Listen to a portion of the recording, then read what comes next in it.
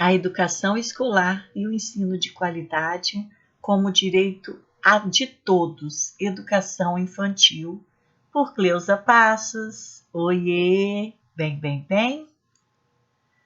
O direito à educação é parte de um conjunto de direitos chamados de direitos sociais, que tem como inspiração o valor da igualdade entre as pessoas.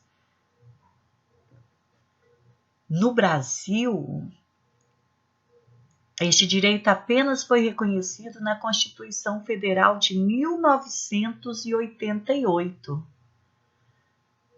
Antes disso, o Estado não tinha obrigação formal de garantir a educação de qualidade a todos os brasileiros.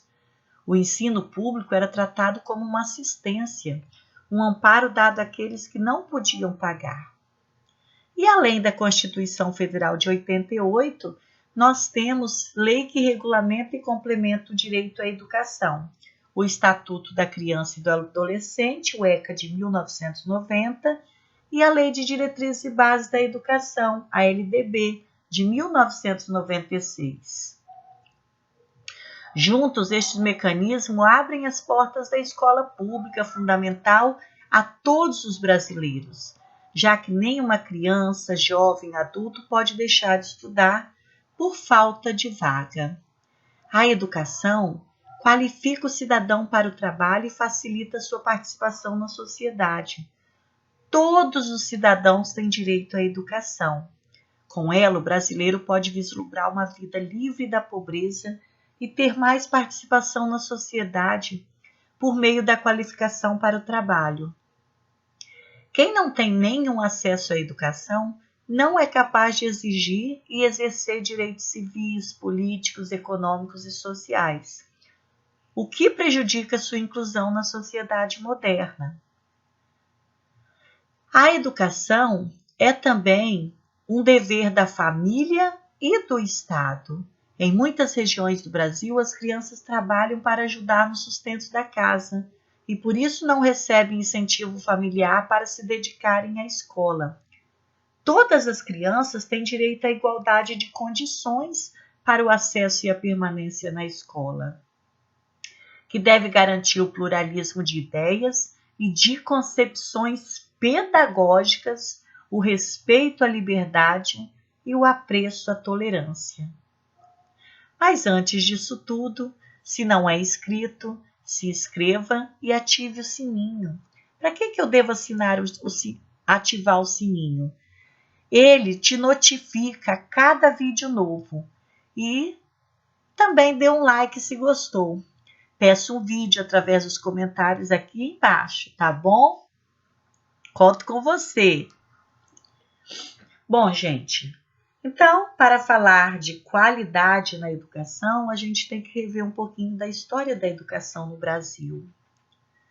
Ela iniciou-se no período colonial, quando começam as primeiras relações entre Estado e educação.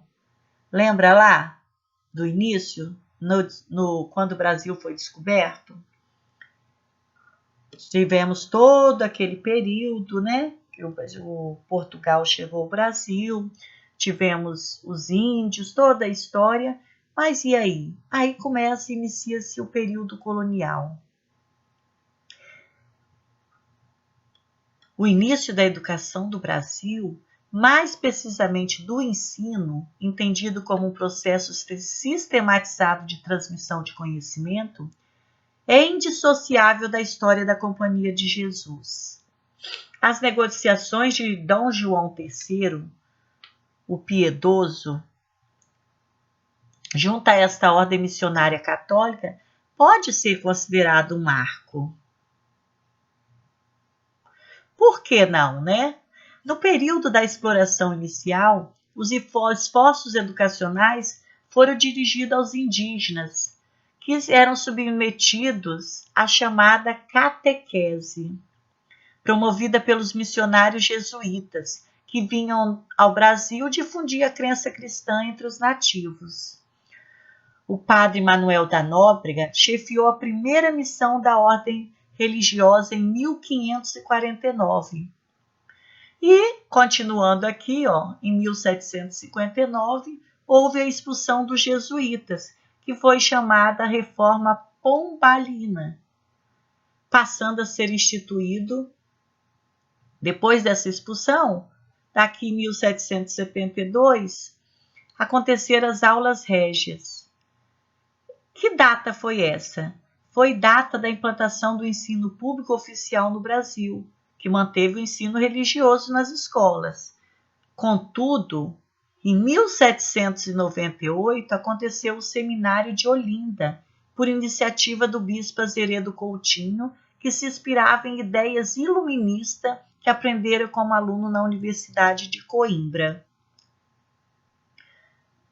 Durante esses quase 300 anos de história do Brasil, o panorama não mudou muito. A população do período colonial, formada além dos nativos e dos colonizadores brancos, tiveram o acréscimo da numerosa mão de obra escrava oriunda da África. Mas os escravos negros não conseguiram qualquer direito à educação, e os homens brancos, as mulheres também eram excluídas, tá, gente? Estudavam nos colégios religiosos ou iam para a Europa. Apenas os mulatos procuravam a escola, o que provocou incidentes tais como da questão dos moços pardos, que foi lá em 1689. Os colégios de jesuítas negavam as matrículas de mestiços, mas tiveram que ceder, tendo em vista os subsídios de escolas públicas que recebiam. Não se conseguiu um sistema educacional nas terras brasileiras. Mas o que nós conseguimos então? Mas a vinda da família real, no início do século XIX, permitiu uma nova ruptura com a situação anterior. Para preparar terreno para sua estada no Brasil, Dom João VI abriu as academias militares, academias militares, que tinha a Academia Real da Marinha, que foi em 1888, a Academia Real Militar, escolas de medicina, que foram a partir de 1808. Na Bahia e no Rio de Janeiro, o Museu Real, a Biblioteca Real, o Jardim Botânico e sua iniciativa mais marcante em termos de mudança, a imprensa régia. Segundo alguns autores, o Brasil foi finalmente descoberto e a nossa história passou a ter uma complexidade maior. Em 1816, foram convidados artistas franceses, que foi uma missão artística francesa, como Le Breton, Debré, Taunay, que influenciariam a criação da Escola Nacional de Belas Artes. A educação, no entanto, continuou a ter uma importância secundária, gente. Basta ver que, enquanto nas colônias espanholas já existia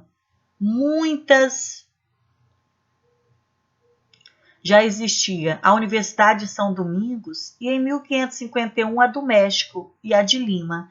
A Universidade Federal do Amazonas, considerada a mais antiga universidade brasileira, foi fundada em 1909.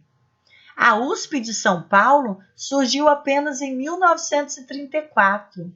Não se conseguiu implantar um sistema educacional nas terras brasileiras, mas a vinda da família real no início do século XIX permitiu uma nova ruptura com a situação anterior. Para preparar terreno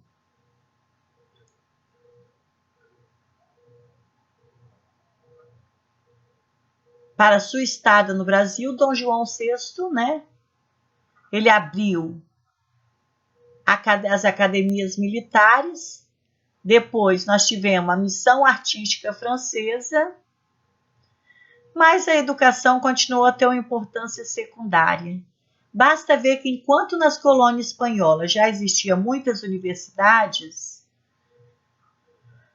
a nossa aqui do Amazonas E a USP só foi em 1934, de Amazonas em 1909. Voltei até um pouquinho porque eu fiquei perdida aqui agora na fala que eu tive aí para retornei no livro. Mas foi isso mesmo, só em 1934 a USP de São Paulo. A carta de bacharel passada a Júlio César Berenguer de Bittencourt pela Faculdade de Direito de Olinda em 1844. Em 1822 havia proposta para a educação na Assembleia Constituinte, inspiradas, claro, na Revolução Francesa. Mas a sua dissolução por Dom Pedro I adiaria qualquer iniciativa no sentido de estruturar-se uma política nacional de educação. Aí, nós tivemos aqui, em 1834, o ato institucional que emendou a Constituição. A Constituição de 1824 manteve o princípio da liberdade de ensino sem restrições e a intenção de instrução primária gratuita a todos os cidadãos. Tá vendo aqui 1824? Aí depois, em 1834, nós tivemos o ato adicional que emendou a Constituição. Houve a reforma que deixava o ensino elementar, secundário e de formação dos professores a cargo das províncias, enquanto o poder central cuidaria do ensino superior. Assim foi criado o Imperial Colégio de Pedro II.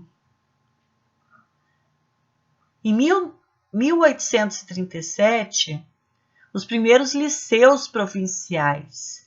Até hoje a gente conhece as escolas com o formato dos liceus, né? Claro que foram mudando de nome, mas existe ainda. Na minha cidadezinha lá do interior, ainda chamam a escola de liceu. Ah, estuda no liceu. O colégio era o único autorizado a realizar exames para obtenção do grau de bacharel, indispensável para o acesso a cursos superiores. Em 1879, houve a reforma de Leôncio de Carvalho. O que foi isso? Que profunda, dentre outras coisas, o fim da proibição da matrícula para escravos, mas que vigorou por pouco tempo. No século XIX, ainda havia no Brasil a tendência da criação de escolas religiosas, o que já não acontecia no resto do mundo receptível ao ensino laico. Até mesmo por parte dos jesuítas que retornaram após 80 anos. Dentre essas instituições figuram o Colégio São Luís, o Colégio Coraça em Minas Gerais, Liceu Pernambuco, Ginásio Pernambuco, Colégio Marquense, Colégio Metodista, Colégio Americano, Internacional. Então, todos esses colégios. Bom, e voltando aqui, em 1889, teve a instauração da República, as reformas. A educação sofreria mudanças, mas sempre sob os princípios adotados pelo novo regime: centralização, formalização e autoritarismo.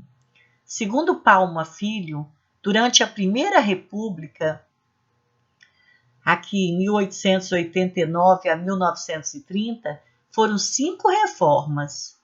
A reforma Benjamin Constant, reforma Epitácio Pessoa, reforma Rivadavia, reforma Carlos Maximiliano e reforma João Luiz Alves. Essas reformas eram de âmbito nacional do ensino secundário, preocupadas em implantar um currículo unificado para todo o país. O ensino secundário era visto como meramente preparatório para o ensino superior. Em 1901,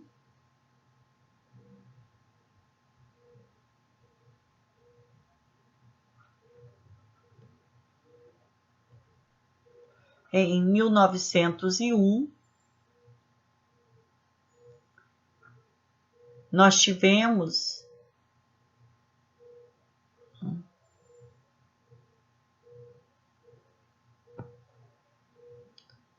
Em 1911 e 1915, a reforma Rivadavia foi de iniciativa do ministro Rivadavia Correia, que afastava da União a responsabilidade pelo ensino. Nesta época também surgiu o conceito de grupo escolar, quando as classes deixaram de reunir alunos de várias idades e passaram a distribuí-los em série. O ensino se tornou ensino seriado. Em 1915 saiu a reforma Maximiliano e em 25 a reforma João Luiz Alves. As décadas de 1920 e 1930 foi um marco, gente. Viram surgir o escolanovismo. O que era isso? Era de iniciativa de liberais democráticos, os quais empreenderam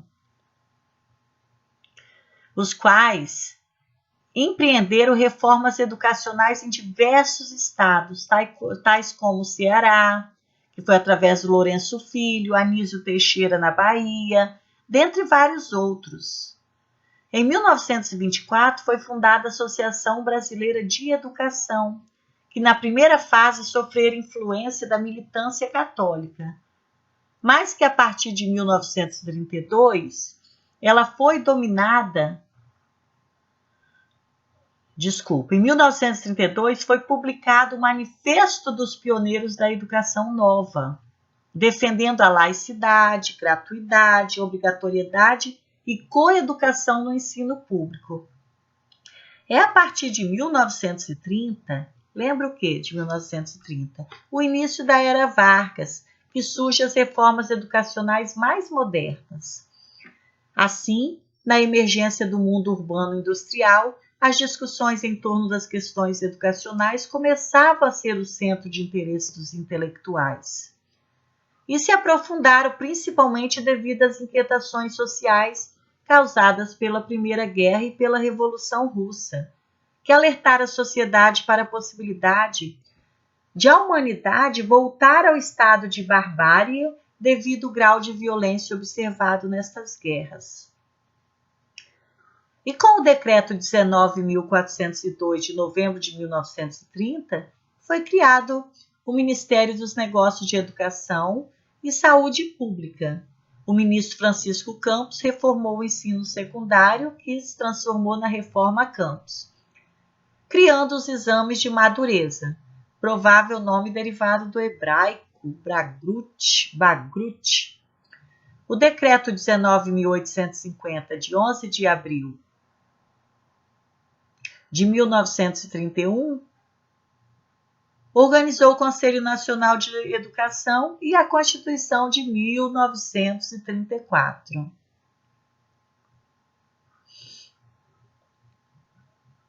E a Constituição de 1934 deu-lhe a incumbência de criar o Plano Nacional de Educação. Já em 1932, alguns intelectuais brasileiros, o Lourenço Filho, Fernando de Azevedo e Anísio Teixeira, dentre outros, assinaram o Manifesto dos Pioneiros da Educação Nova.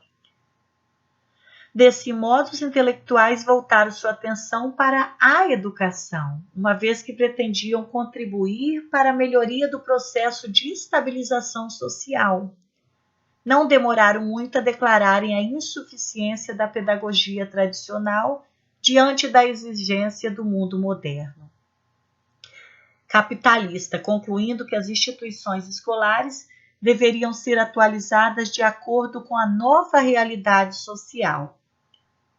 O movimento educacional que surgiu naquele momento e que influenciou consideravelmente o pensamento educacional brasileiro foi o que nos Estados Unidos denominou-se de Escola Nova. Este movimento valorizava os jogos e os exercícios físicos de forma geral, desde que servisse para o desenvolvimento da motricidade e da percepção. O seu desenvolvimento levava em consideração os estudos da psicologia da criança e buscava os métodos mais adequados para estimular o interesse delas, sem, no entanto, privá-las da espontaneidade. Tanto a Constituição de 34 como o Manifesto de 32 lançaram pela primeira vez as linhas mestras de uma política educacional brasileira. Contudo, a Constituição de 34 durou pouca e foi substituída pela de 1937, imposta por Getúlio Vargas. Na década de 1920, havia universidades como a do Rio de Janeiro, a Universidade Federal de Minas Gerais, que eram simples agregação de faculdades. Em 1934 surgiu a USP sob a nova organização decretada pelo governo. Em 1942, o ministro Gustavo Capanema incentivou novas leis de reforma do ensino, que ficaram conhecidas como Reforma Capanema.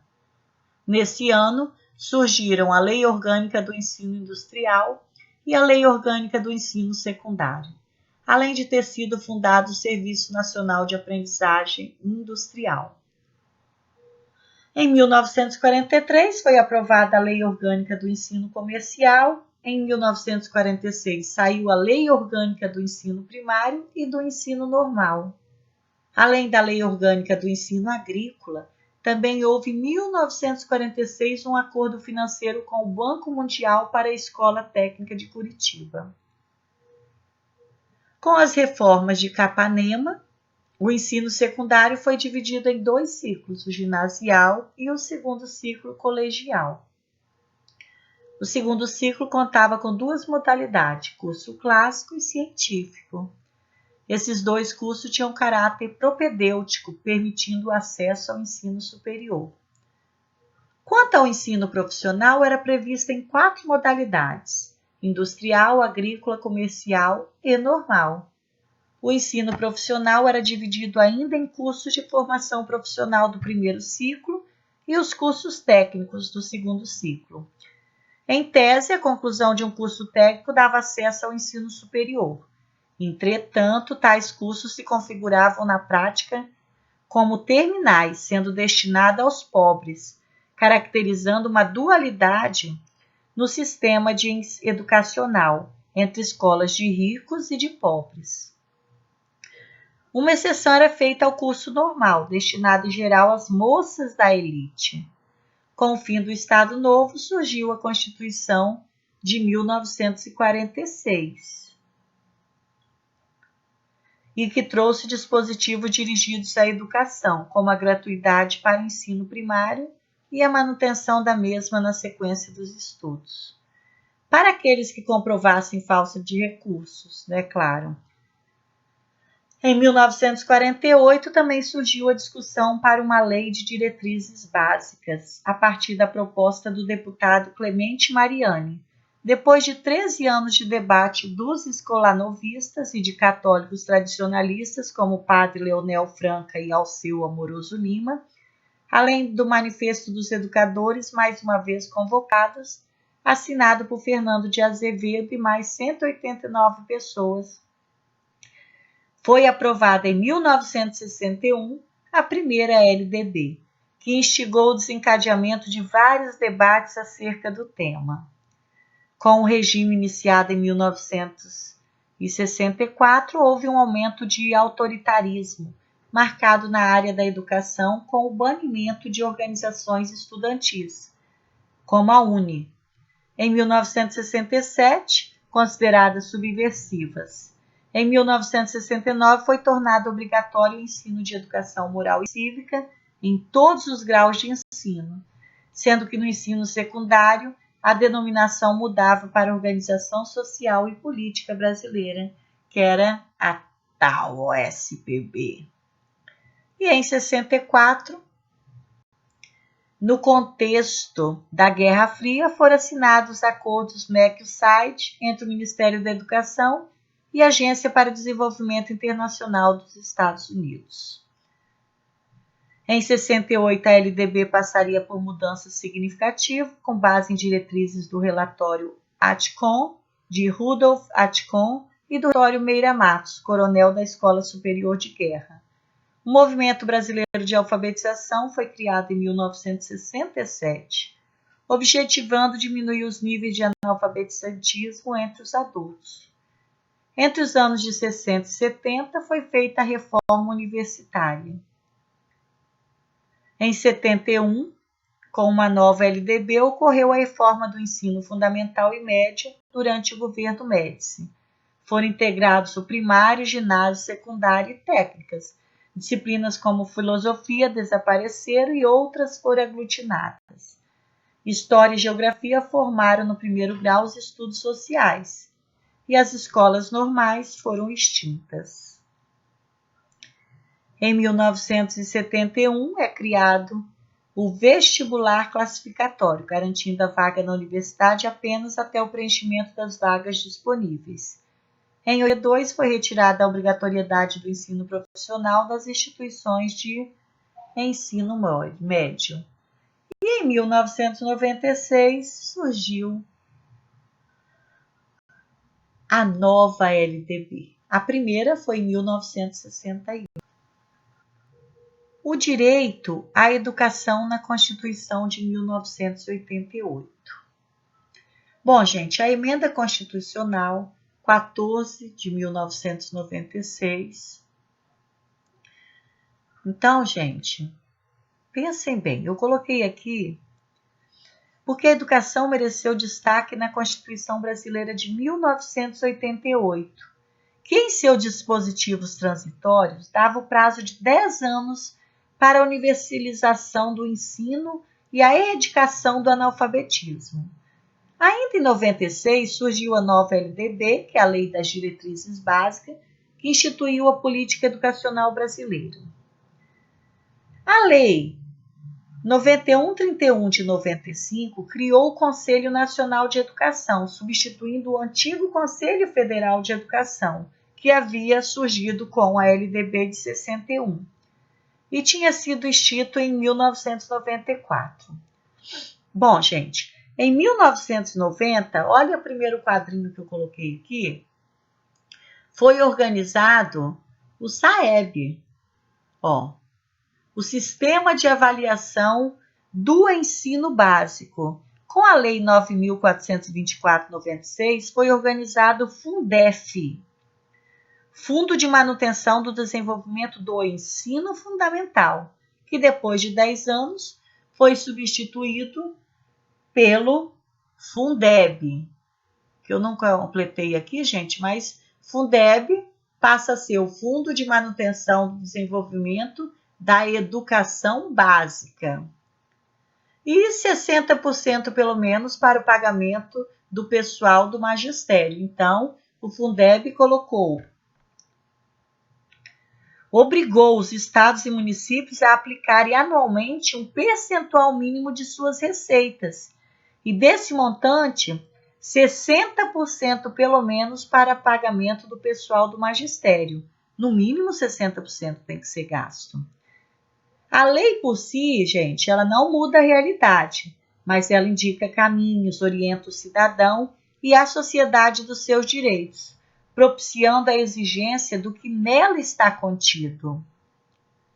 Então, na verdade, existe a lei que tem que ser aplicada no mínimo 60%, mas somos nós que temos que correr atrás, para ir lá, olhar se está mesmo sendo, por isso que existe transparência.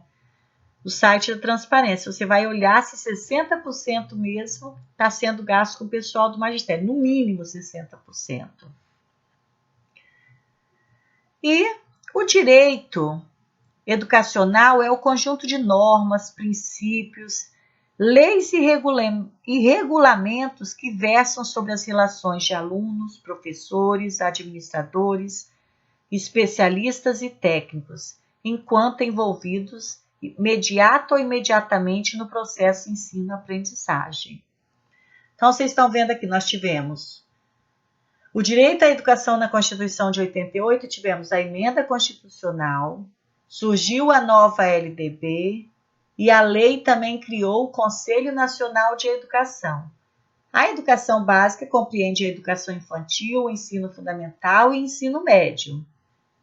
As suas modalidades são educação especial, educação de jovens e adultos, educação profissional, educação indígena e educação do campo.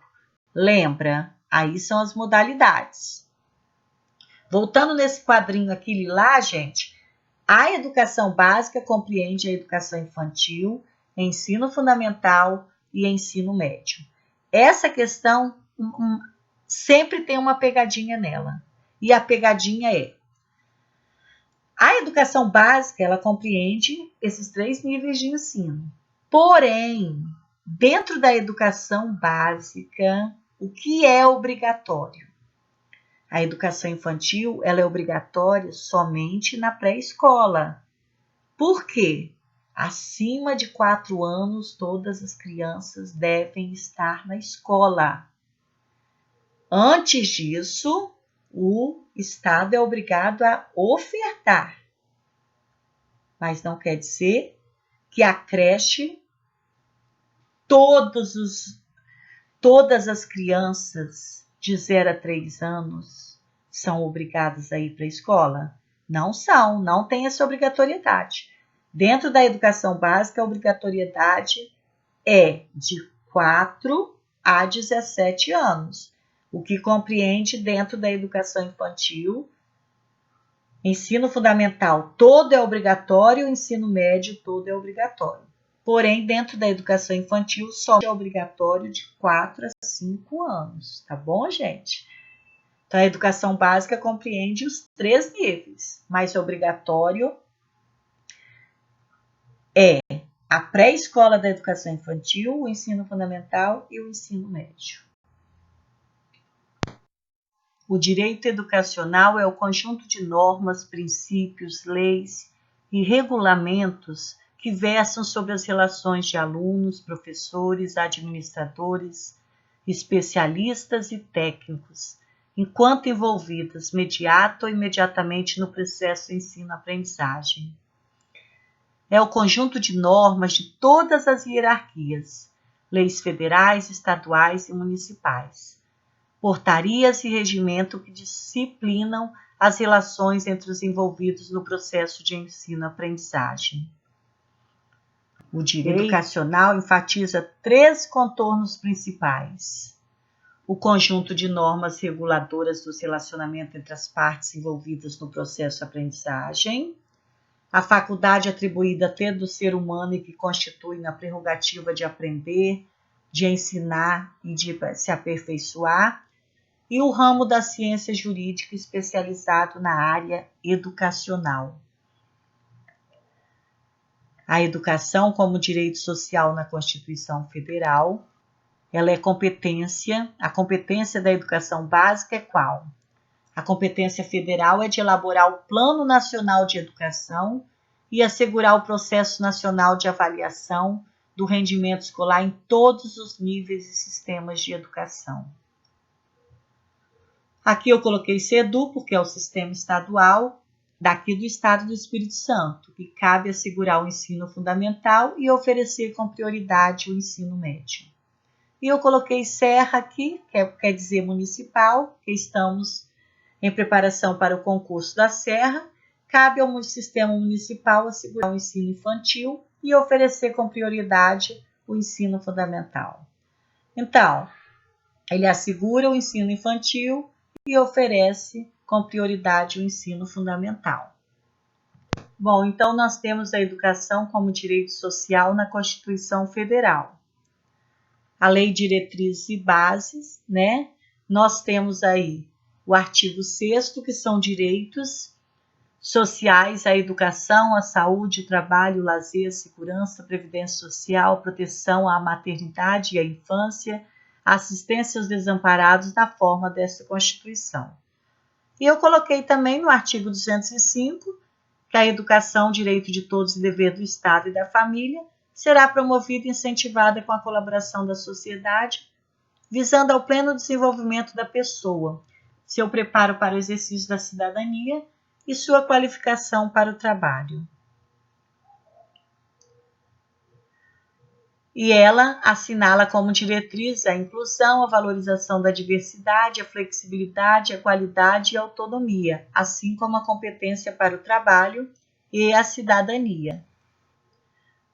Bom, a flexibilidade que a LDB oferece é garantida à escola, ao professor e ao aluno através de...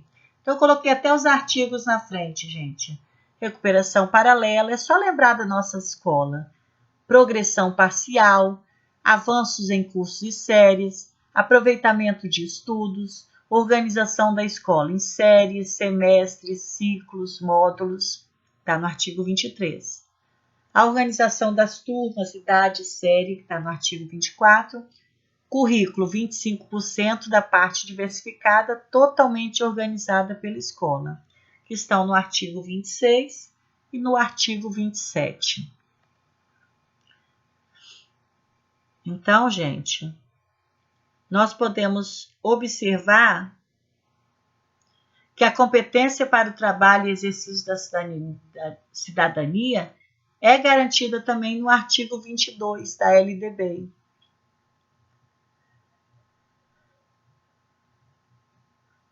Quando o trabalho é entendido como produção cultural, artística, social e econômica, e cidadania é entendida como resultado da formação integral do sujeito, ou seja, a formação ética, estética, política, cultural e cognitiva.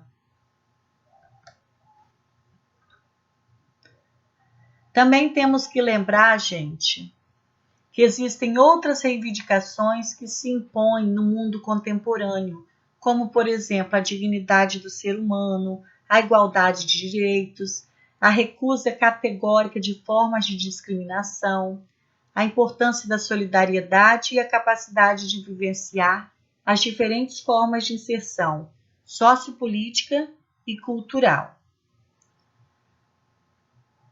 Bons estudos a você que quer ser efetiva no serviço público. Mas antes eu peço novamente, me ajuda aí, gente, porque eu estou ajudando a vocês, é uma troca.